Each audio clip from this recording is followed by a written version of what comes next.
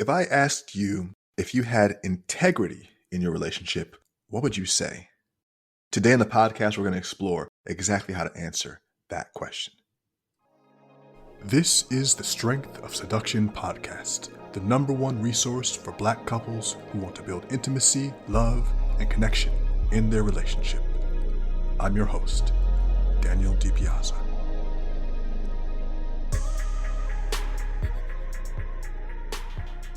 Welcome back to the Strength of Seduction podcast, the #1 resource for Black couples who want to build intimacy, love, and connection in their marriage. I'm your host, Daniel DiPiazza, and if you're new here and you're watching this on YouTube, make sure to like and subscribe or hit the bell for updates if you're listening to this on your favorite podcast platform like Apple or Spotify. Make sure to subscribe and leave a review, please, for the love of God.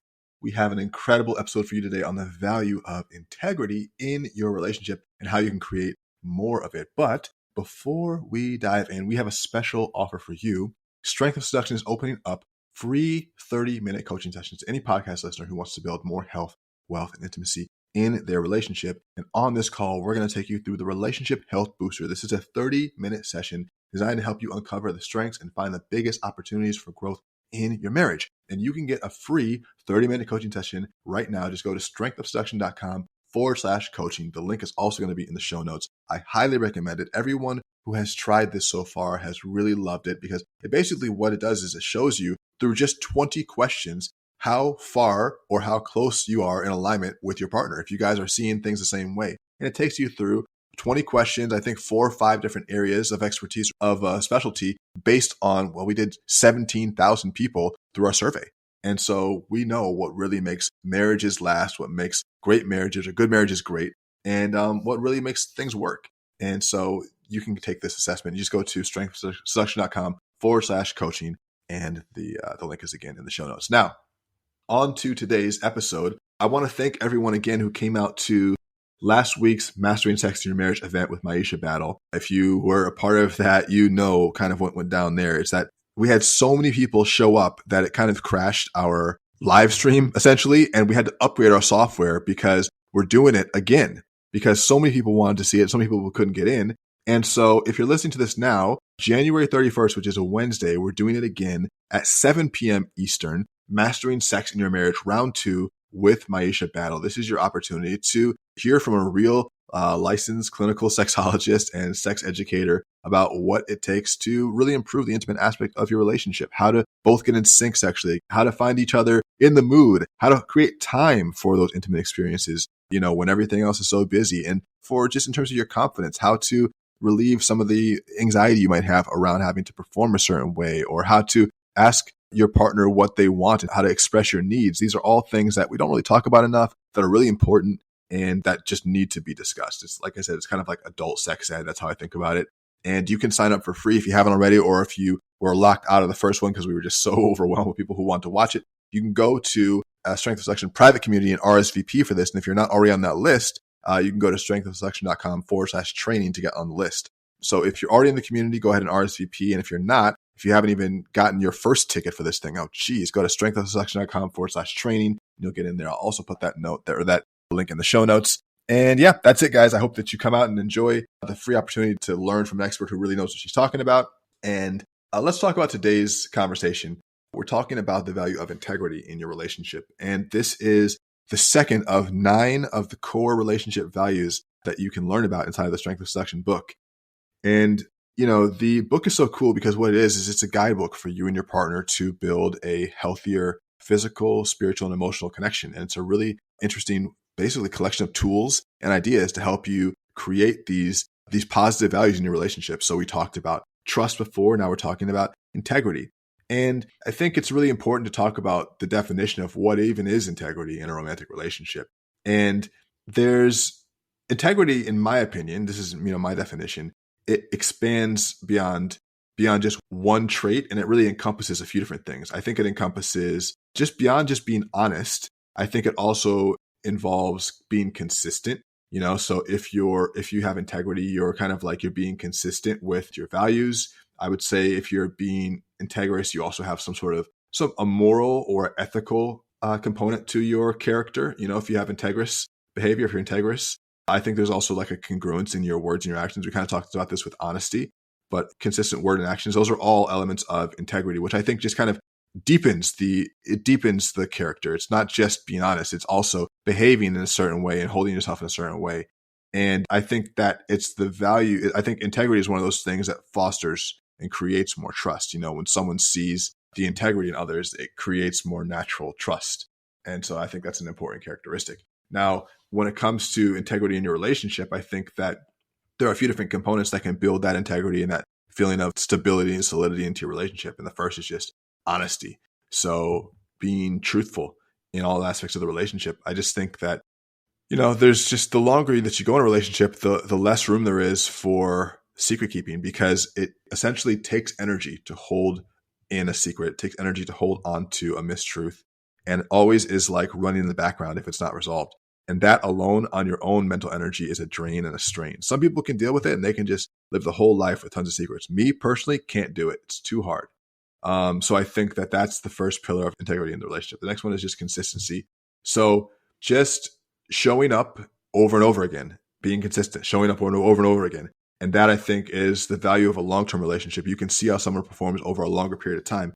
It's easy to show up for the first few months or the first year, or maybe, a couple of years of a relationship. But when you get into over a decade, a few decades, that you really start to see how someone shows up. And then you start to understand their character more, and if they're a consistent character or not. And that's an important part of integrity, I believe. Another one is accountability. I think that a lot of people struggle, with being accountable to how their actions affect their partner. And it's not always like something catastrophic, but just taking accountability for how the things that you do will affect, how your partner might do, or, how they might feel. I know for me, it's something that has just been a continuous learning experience of like, oh yeah, be considerate. Oh yeah, inform someone when you make a decision. Oh yeah, ask someone if it's something that's going to affect them jointly. Just, those types of things where you're just not thinking of other people, and then you're having to say, oh wait, my bad. Like, oh yeah, I didn't mean to do that. Or yeah, I did fuck that up, or I did make that mistake, or I did, and so I think that just builds integrity into the relationship over time. It's like, if you do fuck up, owning it, it really helps to restore integrity quickly, even if there was a big fuck up. I think that's an important part. Being integrous doesn't mean never making a mistake. I think it means more owning up to it than anything. Obviously, like, you don't want to violate trust, and you don't want to violate, like, those things are not integrous in and of themselves, but a way to restore trust is to own up to it. And then also just, within that, showing respect to the partner's feelings, understanding their boundaries, trying to understand things from their perspective, trying to understand how they might see things is part of, I think, respecting them. So yeah, it's just an important part of building integrity into the relationship. Geez, so much coffee, so little tongue. So let's talk about it. Like, in terms of building integrity into the relationship and navigating the challenges within it, I think that there are a few common scenarios that test integrity. So one is financial hardship.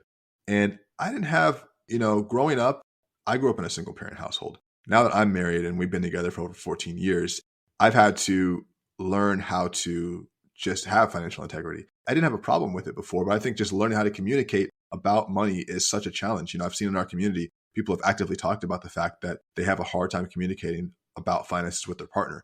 And this is something that I can understand, because finances are scary. They're unpredictable for some people, or they're attached to a lot of serious pain, a lot of feelings of lack, discomfort, shame, just fear all around. And I think that it's scary. It's a pretty intimate part of your life. There's also like some scarcity and resource hoarding, or like people are coming with bad credit scores and don't want to own up to it, all these different things. And I think that just transparency is so important in financial stuff.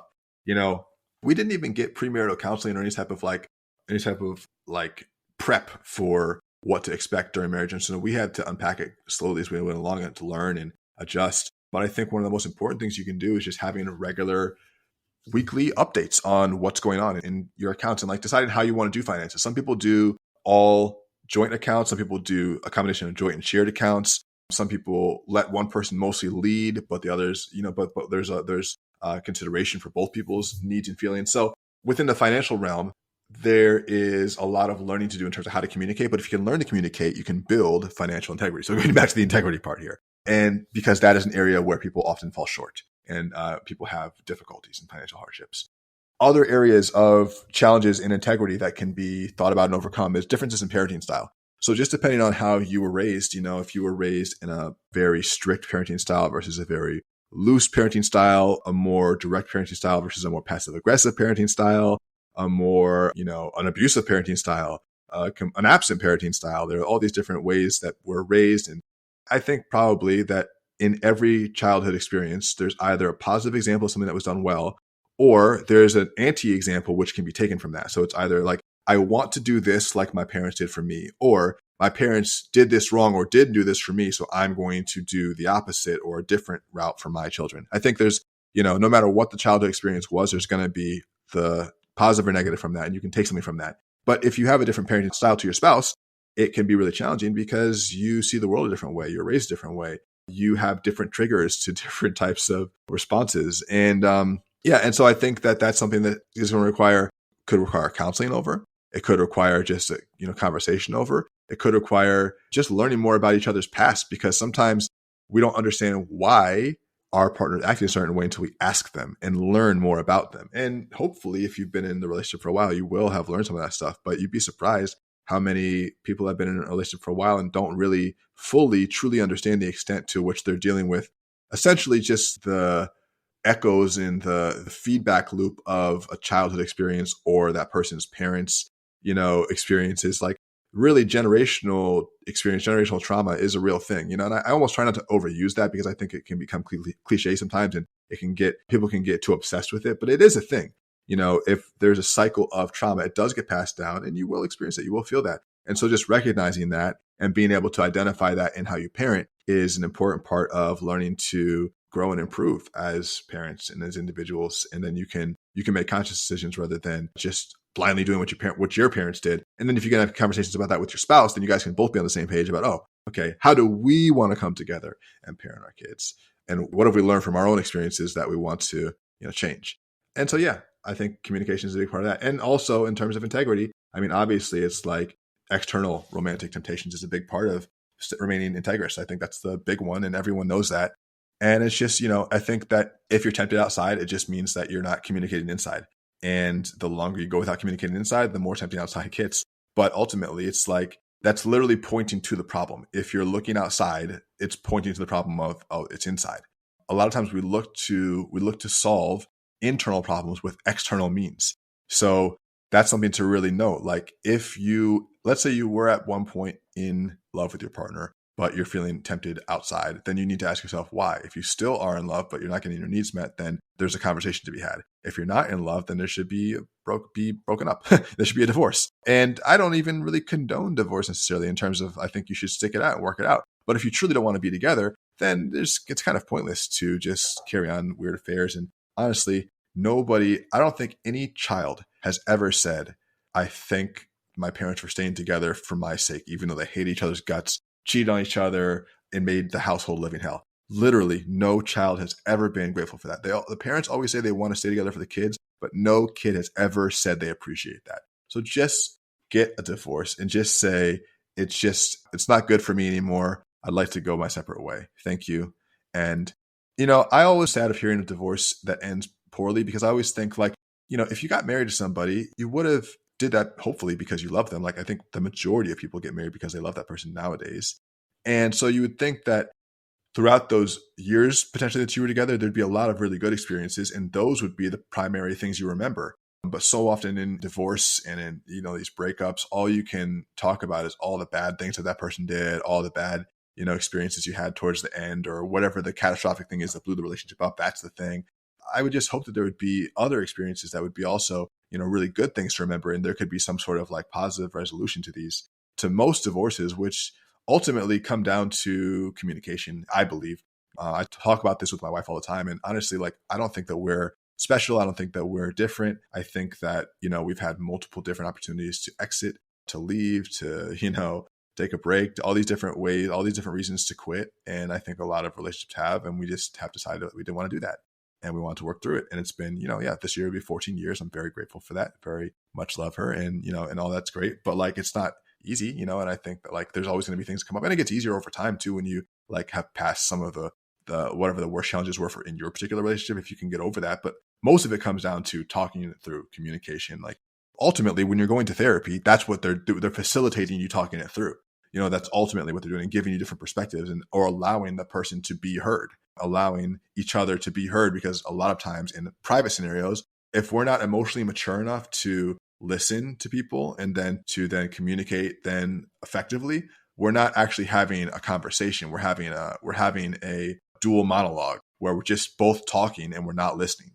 And I think that that's a valuable skill. But if you can learn those skills, I don't really think ultimately you need therapy, because that would solve so many of the problems before they became issues that needed therapy, and they would solve any problems that therapy would have required. It's just literally listening to each other. But of course, I'm not a doctor. Speak to your doctor, listen to your doctor, all that type of stuff. But ultimately, I think that a lot of people would agree with that. And ultimately, when it comes to integrity, it's much easier to stay in integrity than it is to try to regain integrity, So that's another thing too. It's one of the analogies I'll make is like, I'm a martial artist, and a lot of times we'll ask our coach, well, how do we escape this bad position? And he'll say, well, just don't get into that position. In martial arts, they'll talk to your coach and you'll say, well, coach, how do I avoid, or how do I get out of this really difficult or challenging situation? And he'll look at you and he'll say, just don't get into that situation in the first place. It's the same thing with some of the most challenging situations in our relationships. Well, listen, sir or ma'am, how do you avoid those things? You just don't get into those situations in the first place. And I think that, there's like, if you're the type of person who has difficulty controlling, quote unquote, controlling yourself, then that's a personal thing that you got to work on. That's a personal problem. But in general, also not putting yourself in situations where you can run into problems that will either cause like infidelity or like, I don't know if it's for you, if it's like drinking or gambling or whatever the thing is, just keep yourself out of those situations. I mean, even when it comes to, I don't really go to clubs like that or any type of like nightclub. I will probably go like once every 2 years, once every 3 years. And my wife does sometimes like to go and we'll dance. But I just think like in general, the energy of clubs, the energy of bars, the energy of, a lot of these public places is not conducive to like a peaceful, harmonious experience. It's not supposed to be. It's supposed to be a club. It's a club. But you put yourself in a position to run into problems. I mean, I can think of multiple situations for me in nightclubs or in these public settings with alcohol involved where it introduces problems. It introduces the potential for bad things to happen. And so I think that it's just really the real martial artist is the one who avoids the problem before it arises. It's the one who escapes without taking a hit. I think it's the same with integrity. The real move is to not even have to test the integrity because you're already away from the problem areas. And if obviously if you are tested, doing the right thing. But yeah, so that's my thought on integrity. I think that in a marriage, I think that just like in a business, you create a culture, and the culture is just how people act over time and what is expected just implicitly. And it's like a way people behave, and it's setting a tone. And I think that you can have a culture of integrity. And I think you can create that culture of mutual respect and that culture of deeper emotional connection, the culture of, resilience against external stressors, you versus the world, you and your partner versus the world. I think you can create a culture of all that. And it comes to integrity. So yeah, check it out. This is all part of the Strength of Seduction book. It is free to our community members. It'll also be back on Amazon in print soon. You can check it out, Strength of Seduction book. And if you would like to check out our next upcoming live event, depending on when you're listening to this, you can go to strengthofseduction.com/training. And right now, our next one is our live training with Maisha Battle, who is a certified clinical sexologist and who's going to teach us all about how to just improve our lives in the bedroom, and improve our sexual relationship within our marriage. And so it's a pretty awesome opportunity to learn from one of the best. And so check that out if you haven't RSVP'd already. That's in the community as well. And what else? Let's see. Free coaching, guys. We have our relationship health booster. So this is a 30-minute coaching session for you and your partner. It will take you through 20 proven questions to show you where you are in your relationship and where your areas for improving and strengthening your bond are. So you can go to strengthofseduction.com/coaching to book your free relationship coaching session. And that's it for today, guys. That's it for the podcast today. If you enjoyed today's episode, make sure to like and subscribe on whatever platform you're listening to us on, and leave a review on Apple or Spotify. As I always say, love fiercely, communicate openly, and always find your way back to each other. Daniel, out.